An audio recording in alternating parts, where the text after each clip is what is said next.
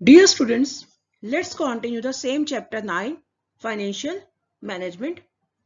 In today's lecture, I am going to discuss with you the term capital structure. What is capital structure? Already I told you the financing decision. Financing decision क्या था? Financing decision means combination of honours fund and borrowed fund. ये जो honours fund का जो पैसा था और जो बोरोड फंड से पैसा कंपनी ने इकट्ठा किया, उन दोनों का जो कॉम्बिनेशन है, इन दोनों की ratio, this is known as financing decision. Same capital structure है, सेम, बस दोनों का वर्ड अलग है, बाकी सेम इंटरनल मैटर बिल्कुल इसमें सेम है. तो capital structure refers to the combination between owners fund and borrowed fund. तो हमारे पास सोर्सेज ऑफ फंड सेम वही ऑनर्स फंड है और बोरोड फंड है. Honors fund is known as equity share capital, preference shares capital, reserves and surpluses. Reserves are also known as retained earning. And in borrowed fund, your debt, long-term loans are there, debentures are there, and public deposits are there. This is same as like financing decision, which is a part of financial decision. Now next, financial leverage. It is also known as trading on equity और capital gearing भी हम बोल सकते हैं इसे, capital gearing. ये trading और equity क्या है, फाइनेंशियल लीवरेज क्या है? यानी इसमें ये कहा गया कि कोई भी पर्सन, कोई भी कंपनी अगर अपनी इक्विटी के साथ साथ यानी ओनर्स फंड के साथ साथ डेट कंपोनेंट को ऐड कर देती है तो उस कंपनी को बेनिफिट ज्यादा होते हैं. यानी वहां पर जो इक्विटी शेयर होल्डर है उनकी रिटर्न ऑन इन्वेस्टमेंट इंक्रीज हो जाती है. बट ऐसा तभी पॉसिबल है इफ अर्निंग बिफोर इंटरेस्ट और टैक्स इज मोर. यानी जब होता क्या कि जब इंटरेस्ट की रेट तो कम है, यानी interest rate is less than the earning before interest and tax. यानी अर्निंग यानी कंपनी के प्रॉफिट्स तो ज्यादा हो रहे हैं लेकिन कंपनी को इंटरेस्ट जो कम पे करना पड़ रहा है पब्लिक को या ऑन डेट पे. तो यानी तभी पॉसिबल है. और ऐसा क्यों होता है? यानी जब कोई कंपनी इक्विटी के साथ साथ डेट कंपोनेंट को ऐड करती है तो उसे प्रॉफिट क्यों होते हैं इक्विटी शेयर होल्डर को? बिकॉज डेट क्या है, डेट के ऊपर क्या पे करना पड़ता है, इंटरेस्ट. और नॉर्मली इंटरेस्ट जो है उसकी रेट ऑफ इंटरेस्ट कम होती है, वो हमने बताई थी already, I discuss with you. और जो इंटरेस्ट क्या ट्रीट किया जाता है, एक्सपेंस, और एक्सपेंस के ऊपर टैक्स पे नहीं करना पड़ता. तो ये टैक्स नहीं पे करना पड़ता, तो इसमें टैक्स सेविंग हो जाती है. तो यानी एक ये इसी वजह से ही जब कोई कंपनी इक्विटी के साथ साथ डेट कंपोनेंट को ऐड करती है तो उस कंपनी के इक्विटी शेयर होल्डर की अर्निंग पर शेयर बढ़ जाती है. तो लेट्स टेक द एग्जांपल. और कई बार एग्जाम में ऐसा भी क्वेश्चन आ जाता है कि how are share holder likely to gain with the loan component और debt component in its capital employed. जब कोई शेयर होल्डर अपनी मतलब जब भी कोई कंपनी, जब भी कोई शेयर होल्डर अगर इक्विटी के साथ साथ डेट कंपोनेंट भी ऐड किया जाता है कंपनी में तो उस कंपनी के शेयर होल्डर को बेनिफिट्स होता है. तो इसे एनसीईआरटी का एग्जांपल ही मैं ले रही हूँ, उसी से समझा रही हूँ. तो study the following examples to understand financial leverage. तो एग्जांपल 1, ये फेवरेबल कंडीशन है, यानी जब कोई कंपनी यानी इक्विटी के साथ साथ डेट कंपोनेंट को ऐड करती है तो वहां पर इक्विटी शेयर होल्डर की अर्निंग पर शेयर बढ़ जाती है. ऐसा कब पॉसिबल है? जब EBIT यानी earning before interest and tax is more than the rate of interest, तभी पॉसिबल है, अदरवाइज पॉसिबल नहीं है. तो यह कंपनी एक्स लिमिटेड दिया हुआ है. Total funds invested 30 lakh, interest rate supposed 10%, tax rate 30% और EBIT ले ली 4 लाख.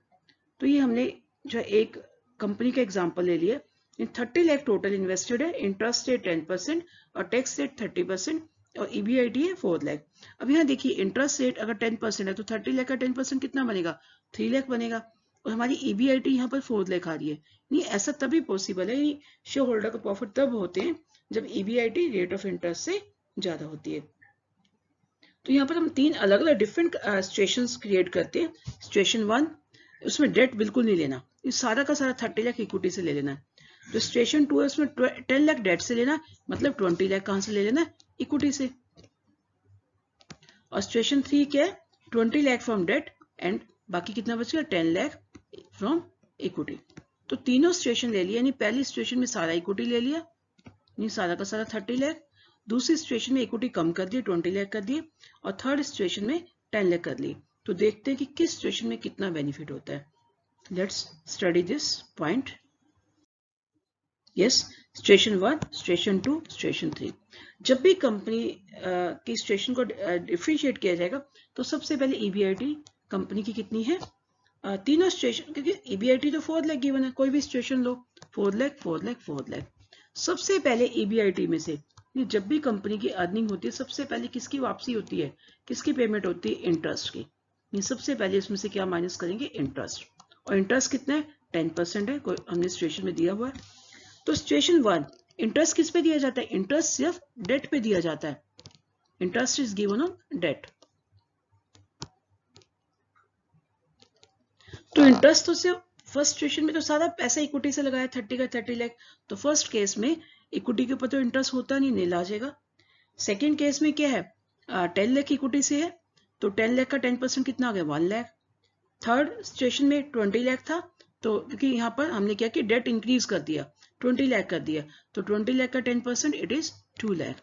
तो जब EBIT में इसे इंटरेस्ट माइनस कर दिया जाता है तो इसे बोलेंगे अर्निंग बिफोर टैक्स, यानी इंटरेस्ट माइनस खत्म हो गया, यानी 4 lakh minus nil 4 lakh, 4 minus 3 3 and 4 minus 2 2 lakh.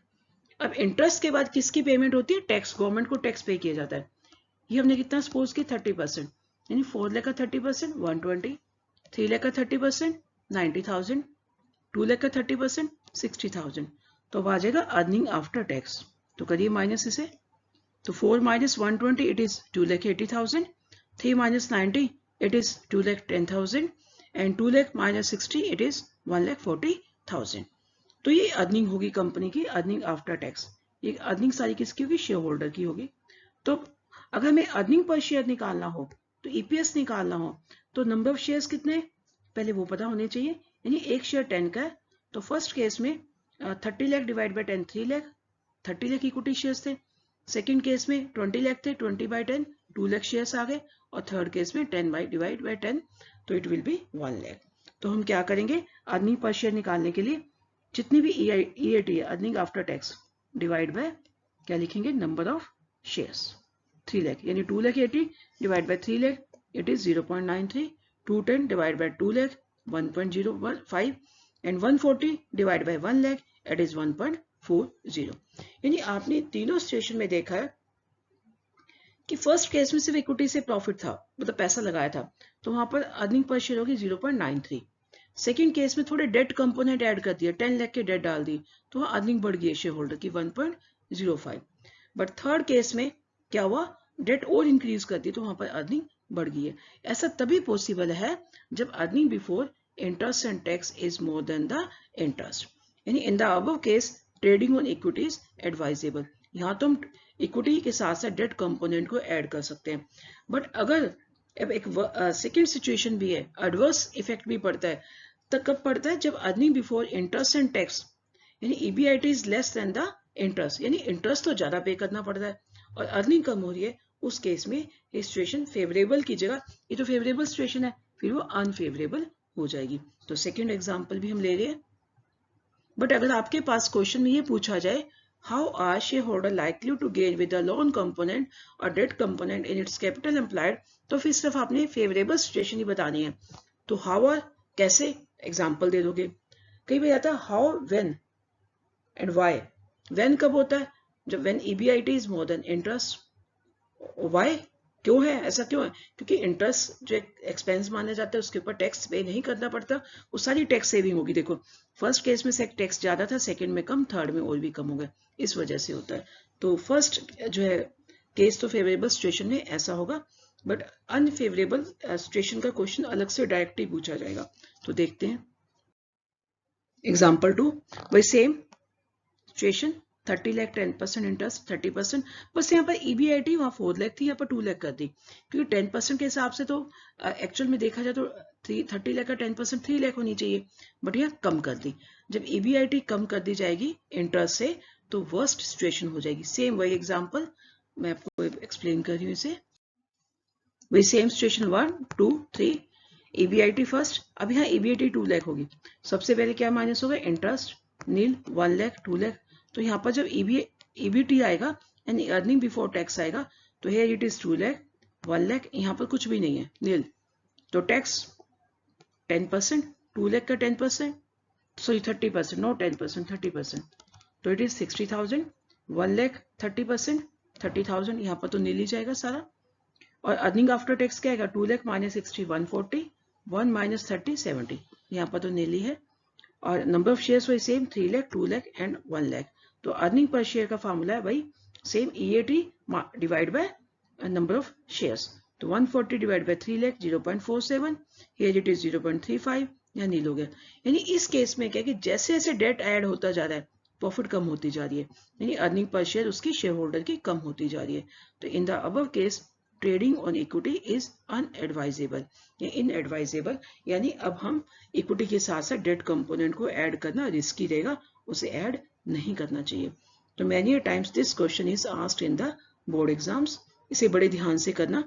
Now next question is factors affecting capital structure or we can say factors affecting financing decision, एक ही बात है, काफी पॉइंट्स कॉमन है, तो आप ऐसा भी कर सकते हो, उसके पॉइंट्स यहाँ लिख सकते हो, इसके पॉइंट वहां लिख सकते हो, बाकी सारे पॉइंट सेम है, सिर्फ 2 पॉइंट डिफरेंट है। कैश फ्लो पोजीशन भी आपने वही किया था फाइनेंसिंग डिसीजन में, अगर कंपनी के पास इनफ कैश है तो कंपनी फिर क्या करेगी, डिबेंचर से पैसा ले सकती है, डेट से ले सकती है, अगर कैश की कमी है तो वो किससे लेगी, फिर इक्विटी से पैसा लेगी, same point. Second point is interest coverage ratio, this is new point, बस ये 2 पॉइंट सेकंड और थर्ड वाला न्यू है, बाकी सारे ही फाइनेंसिंग डिसीजन वाले पॉइंट है। तो इंटरेस्ट कवरेज रेशियो में क्या है, it refers to the number of times company earning before interest and tax, यानी कंपनी की earning before interest and tax कितने टाइम से आ रहा है, यानी कंपनी की अर्निंग कितनी की उससे इंटरेस्ट कवर हो रहा है या नहीं हो रहा। If high interest coverage ratio, यानी कंपनी की रेशियो अच्छी है, इंटरेस्ट कवरेज रेशियो अच्छी है, यानी कंपनी के पास इतने प्रॉफिट हो रहा है, इंटरेस्ट आराम से कवर कर रही है, तो कंपनी फिर क्या करेगी, ज्यादा बोरोड फंड से पैसा ले सकती है, बोरोड मतलब डेट फंड से या डिबेंचर से। अगर लोअर इंटरेस्ट कवरेज रेशियो तो मतलब बोरोड फंड से उसे पैसा कम लेना चाहिए और इक्विटी से ज्यादा लेना चाहिए, बस एक यही यहाँ पर सेकंड और थर्ड ये न्यू पॉइंट है, बाकी सारे ही सेम पॉइंट्स हैं। Now third point is date service coverage ratio. अब ये डेट सर्विस कवरेज रेशियो क्या है, ये उससे एक कदम आगे है, मतलब इंटरेस्ट कवरेज रेशियो से, this is one step ahead the interest coverage ratio. इसमें क्या है, इंटरेस्ट कवरेज रेशियो तो क्या कवर करती थी, ऑब्लिगेशन टू पे बैक इंटरेस्ट ऑन डेट, यानी डेट पे कितना इंटरेस्ट वापस करना है, इसको कवर करती थी, यानी सिर्फ इंटरेस्ट एलिमेंट को कवर करती थी। बट जो डेट सर्विस कवरेज रेशियो है takes care of return on interest तो ध्यान में रखती है as well as principal amount, यानी जो मेन डेट है, डेट कंपोनेंट, उसको भी क्या कंपनी टाइम पर वापस कर पाएगी या नहीं कर पाएगी। मान लो कंपनी ने डिबेंचर से 20 लाख रुपीज लिए, उस पर इंटरेस्ट तो पे कर ही है, लेकिन क्या 20 लाख भी कंपनी टाइमली वापस कर पाती है डिबेंचर होल्डर को या नहीं, यानी अगर उसकी डेट सर्विस कवरेज रेशियो यानी दोनों ही इंटरेस्ट और प्रिंसिपल अमाउंट टाइमली पे कर पाती है, उसकी रेशियो अच्छी है, तो it means company is in a better ability to pay cash commitment that is increase debt components, तो उस केस में डेट से पैसा ले सकती है, अदरवाइज वो डेट से पैसा उसके लिए रिस्की रहेगा। Now fourth point is return on investment, वही सेम पॉइंट, अगर रिटर्न ऑन इन्वेस्टमेंट हायर है तो कंपनी क्या करती है, ज्यादा डेट को प्रेफर कर सकती है, otherwise vice versa. Vice versa मतलब अगर इंटरेस्ट ऑन जो है रिटर्न ऑन इन्वेस्टमेंट कम है तो कंपनी को डेट से पैसा नहीं लेना चाहिए, उसे अवॉइड करना चाहिए, इक्विटी से पैसा लेना चाहिए। Now fifth point is cost of debt. अब कॉस्ट ऑफ डेट दोनों की कंपैरिजन हो जाएगी, डेट की भी इक्विटी की, डेट की कॉस्ट क्या है, इंटरेस्ट है, इक्विटी की कॉस्ट क्या है, डिविडेंड। और नॉर्मली क्या होता क्या है कि इंटरेस्ट की रेट कम होती है और कंपनी हमेशा लो रेट ऑफ इंटरेस्ट को ही प्रेफर करती है, मतलब वही जो है सोर्स से पैसा लेगी जिससे कॉस्ट कम आए। नॉर्मली जो कॉस्ट किसकी कम होती है, डेट से, अगर कॉस्ट ऑफ डेट को उसने कंपेयर करना है तो डेट की कॉस्ट है कंपेयर टू इक्विटी कम होती है। Now next point sixth, tax rate, the same point जो फाइनेंसिंग डिसीजन में किया था, high tax rate makes debt cheaper as interest paid on debt holder is subtracted from income before calculating tax। अगर tax rate ज्यादा है तो company को date से पैसा लेना चाहिए, इक्विटी से नहीं लेना चाहिए, क्योंकि इक्विटी से पैसा लेगी तो टैक्स गवर्नमेंट को ज्यादा पे करने पड़ेंगे, और जो इंटरेस्ट की अमाउंट है इट इज टैक्स डिडक्टिबल, इसके ऊपर टैक्स पे नहीं करना पड़ता। यानी जब टैक्स रेट ज्यादा है तो डेट, जब टैक्स रेट कम है तो equity. Next point, cost of equity. तो मोर डेट मीन्स अगर कंपनी डेट ज्यादा लेती है तो more rate of return to equity. तो ये तो ठीक है, यानी अभी हमने ट्रेडिंग और इक्विटी तो यही उसमें यही तो स्टडी किया कि जितना डेट हम ऐड करेंगे उतना इक्विटी को अर्निंग बढ़ जाएगी। बट हमें एक चीज नहीं भूलनी चाहिए, क्या नहीं भूलना चाहिए, मोर फाइनेंशियल रिस्क, उससे रिस्क भी तो बढ़ता है। So company can not use debt beyond a point, यानी डेट भी एक लिमिट तक ही यूज हो सकते हैं इक्विटी के साथ, उससे हटकर नहीं, उससे ज्यादा नहीं हो सकते। यानी जब डेट इक्विटी के साथ ऐड करने से लॉस होने शुरू हो जाए तो इट मीन्स तब उस केस में डेट को यूज नहीं करना चाहिए। Now next, flotation cost, same point.